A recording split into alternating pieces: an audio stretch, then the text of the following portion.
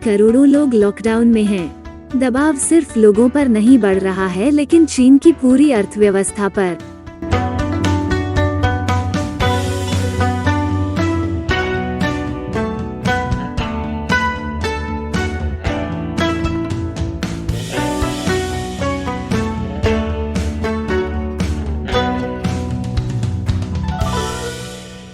बिना सेंसर किए चीन में आपका स्वागत है। मैं शैली झांग हूँ।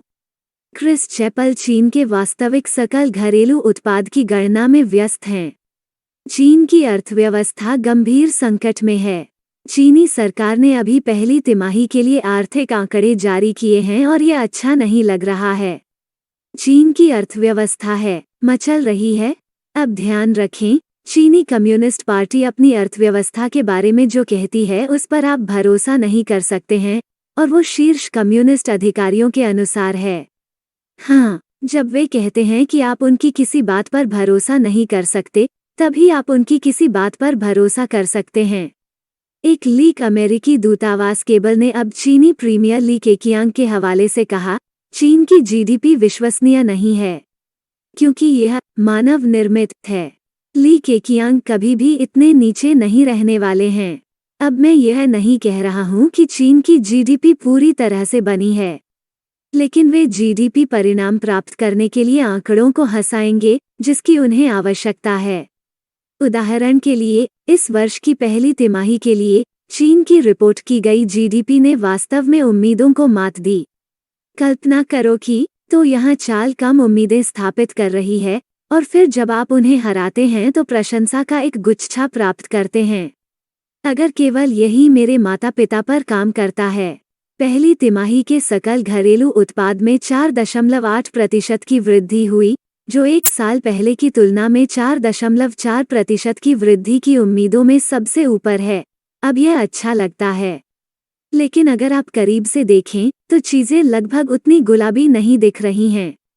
जैसा कि न्यूयॉर्क टाइम्स कहता है, यह गति पिछले साल के अंतिम 3 महीनों की तुलना में मुश्किल से तेज थी, और इसने एक बढ़ती हुई समस्या को भी छिपा दिया। आप देखिए, उसमें से अधिकांश वृद्धि जनवरी और फरवरी में हुई, जबकि दुनिया का अधिकांश हिस्सा अभी भी कठोर कोविड लॉकडाउन के तहत था। चीन निर्यात से बच रहा था। चीनी कारखानों ने महामारी के दौरान विश्व बाजारों का एक बड़ा हिस्सा हथिया लिया है। कई बहुराष्ट्रीय कंपनियां चीन में घटकों के आपूर्तिकर्ताओं के बड़े नेटवर्क पर निर्भर हैं, एक बार फिर साबित करते हुए कि हमने बिल्कुल कुछ नहीं सीखा है। लेकिन मार्च और अप्रैल में चीन में कठोर कोविड लॉकडाउन की लहर के बाद यह सब जोखिम में है। ब्रेक के बाद और अधिक वापसी पर स्वागत है। यूक्रेन में युद्ध ने स्पष्ट रूप से दुनिया का बहुत ध्यान खींचा है, लेकिन जैसा कि एक्सियोस कहते हैं, कई लोग मुद्रास्फीति और यूक्रेन में युद्ध पर ध्यान केंद्रित कर रहे हैं, लेकिन इस साल विश्व अर्थव्यवस्था और वैश्विक वित्तीय बाजारों का मार्ग काफी हद तक चीन के आर्थिक और सार्वजनिक स्वास्थ्य पर निर्भर करता है, और चीन की आर्थिक सेहत अभी बहुत अच्छी नहीं दिख रही है। मैंने पहले चीन से निकलने वाले नए आर्थिक आंकड़ों का जिक्र किया था। जबकि आधिकारिक आंकड़े बताते हैं कि जीडीपी उम्मीद से अधिक बढ़ी है, अन्य आधिकारिक आंकड़े इतने अच्छे नहीं दिखते। पिछले साल की तुलना में खुदरा बिक्री में 3.5% की गिरावट आई है, जो महामारी शुरू होने के बाद से सबसे खराब वार्षिक गिरावट है। मार्च में औद्योगिक उत्पादन में भारी गिरावट आई, और बेरोजगारी बढ़कर 5.8% हो गई, जो मई 2020 के बाद से सबसे खराब स्थिति है। अब फिर से ध्यान रखें कि ये आधिकारिक आंकड़े हैं, जो लगभग उतने ही सटीक हैं जितने कि स्टीवी वंडर डॉट्स बजा रहे हैं। हम जानते हैं कि चीनी कम्युनिस्ट पार्टी पुरानी झूठी है, तो अगर वे कहते हैं कि संख्याएं खराब हैं, तो आप जानते हैं कि वे वास्तव में और भी बदतर हैं। ड्रैकोनियन कोविड लॉकडाउन, जैसे शंघाई में हो रहा है, काफी हद तक इसके लिए जिम्मेदार हैं। शंघाई का बंदरगाह दुनिया का सबसे व्यस्त बंदरगाह है, कम से कम सामान्य रूप से। अब यह अनिवार्य रूप से एक ठहराव पर है। जबकि बंदरगाह अभी भी खुला है, कई कारखाने बंद हैं या अपनी क्षमता के एक अंश पर चल रहे हैं। ट्रक वाले राजमार्गों पर या क्वारंटाइन में फंसे हुए हैं, इसलिए बंदरगाह से आने जाने के लिए बहुत कम मिल रहा है। शंघाई से इंतजार कर रहे कंटेनर जहाजों की संख्या अप्रैल की शुरुआत से दोगुनी से अधिक हो गई है। एक साल पहले की संख्या से लगभग 3 गुना। कार्गो एयरलाइंस ने शहर के अंदर और बाहर सभी उड़ानें रद्द कर दी हैं और आयात और निर्यात डिलीवरी का समर्थन करने वाले 90% से अधिक ट्रक वर्तमान में कार्रवाई से बाहर हैं। ध्यान रखें, शंघाई चीन के कुल निर्यात का 6% उत्पादन करता है। और जैसा कि मैंने पहले कहा, निर्यात के कारण चीन की जीडीपी संख्या अनुमान से बेहतर है। यह एक कोच की तरह है जो अपने एक धावक को दौड़ जीतता देखकर कहता है, अच्छा काम। अब देखते हैं कि अगर हम आपके एक पैर की अंगुली काट दें तो क्या होता है। यह सिर्फ चीन के लिए बुरी खबर नहीं है।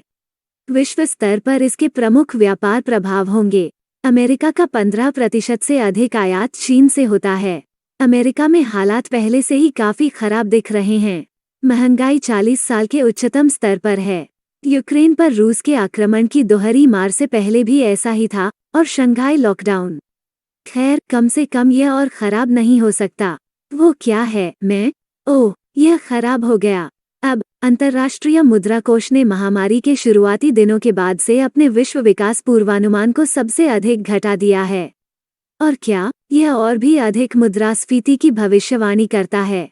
2021 में वैश्विक आर्थिक विकास 6.1% था।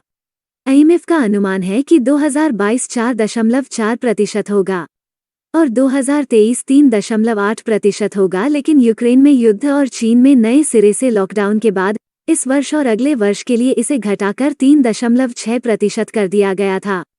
और चीजें और खराब हो सकती हैं क्योंकि युद्ध और तालाबंदी आगे बढ़ रही है। प्लेटफॉर्म पेट्रियन या स्थानीय लोगों पर हमारे विशेष सोशल मीडिया समुदाय में योगदान करने वाले सभी लोगों के लिए धन्यवाद के रूप में हम आपके एक प्रश्न का उत्तर देंगे।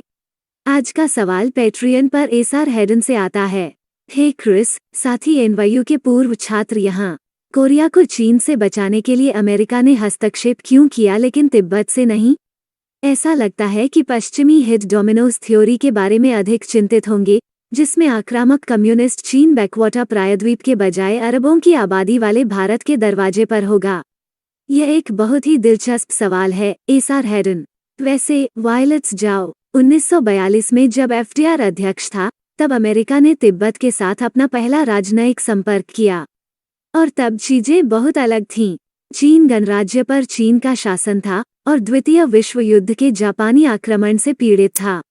एफडीआर तिब्बत में सड़कों और हवाई पट्टियों के निर्माण के लिए पहुंच चाहता था जिनका इस्तेमाल धुरी शक्तियों के खिलाफ किया जा सकता था।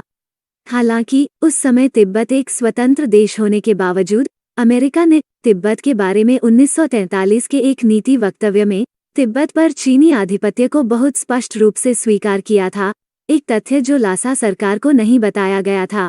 मूल रूप से अमेरिका तिब्बत को चीन की सहायक नदी मानता था। लेकिन युद्ध समाप्त होने के बाद और ऐसा लग रहा था कि मात्से तुंग की कम्युनिस्ट ताकतें चीन पर सफलतापूर्वक कब्जा कर सकती हैं, नई दिल्ली में अमेरिकी दूतावास ने सुझाव दिया कि अमेरिका को तिब्बत को एक स्वतंत्र देश के रूप में मानने के लिए तैयार रहना चाहिए। हालांकि जब माओ ने आक्रमण किया और तिब्बत की सरकार मदद के लिए अमेरिका पहुंची, तो मदद नहीं आई। यह कहना मुश्किल है कि वास्तव में क्यों। यह हो सकता है कि जब तक यह हुआ, तब तक अमेरिका पहले से ही कोरियाई युद्ध में शामिल था। यह हो सकता है कि अमेरिका ने सोवियत समर्थित उत्तर कोरिया को एक बड़े खतरे के रूप में देखा, खासकर हाल ही में पराजित जापान के साथ इसकी निकटता के कारण।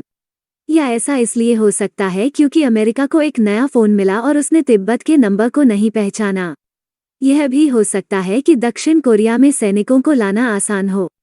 तिब्बत तक पहुंचना आसान नहीं था, एक तरफ हिमालय और दूसरी तरफ चीनी कम्युनिस्ट पार्टी से घिरा हुआ था। लेकिन यहाँ कुछ ऐसा है जो बहुत से लोग नहीं जानते हैं। 1956 में जातीय तिब्बतियों वाले क्षेत्रों में विद्रोहों की एक श्रृंखला छिड़ गई और इसलिए सीआईए प्रशिक्षण और हथियार प्रदान करके विद्रोहियों की मदद करना शुरू कर दिया। तिब्बत में 7 साल भूल गए। ब्रैड पिट ने यह फिल्म क्यों नहीं बनाई? हालांकि अंततः यह सब केवल दलाई लामा के निर्वासन और तिब्बत पर पूर्ण कम्युनिस्ट नियंत्रण का कारण बना। तब से अमेरिका ने तिब्बत के लिए समर्थन दिखाया है, लेकिन निर्वासन में तिब्बती सरकार पर तिब्बत के मामले को स्वतंत्रता और संप्रभुता के मामले के बजाय मानव अधिकारों के उल्लंघन का मामला बनाने के लिए दबाव डाला। शायद इसलिए कि अमेरिकी सरकार सोवियत संघ के खिलाफ चीन का इस्तेमाल कैसे करना चाहती थी, और फिर बाद में क्योंकि अमेरिका आर्थिक रूप से चीन पर इतना निर्भर हो गया था। और जैसा कि मैंने आज बात की, अमेरिका का चीन पर आर्थिक रूप से निर्भर होना एक अच्छा विचार था, और अमेरिका कभी भी किसी चीज के लिए उत्तर कोरिया पर निर्भर नहीं रहा। खैर, किम जोंग उन के slow mo top gun impression के गिफ्ट को छोड़कर, यह GIF है जो देता रहता है। आपके प्रश्न के लिए धन्यवाद एसआर हेडन। मुझे आशा है कि आप क्रिस की तुलना में अपने NYU छात्र ऋण के साथ एक आसान समय बिता रहे हैं। आपके समर्थन के लिए धन्यवाद। यदि आप हमें चीनी कम्युनिस्ट पार्टी के खिलाफ लड़ाई जारी रखने में मदद करना चाहते हैं, तो इसके लिए केवल $1 प्रति एपिसोड की आवश्यकता है। patreon.com/ChinaUncensored पर जाएं, या अधिक के लिए ChinaUncensored.locals.com। एक बार फिर मैं शैली झांग हूँ। देखने के लिए धन्यवाद। और चिंता न करें, क्रिस जल्द ही वापस आ जाएगा।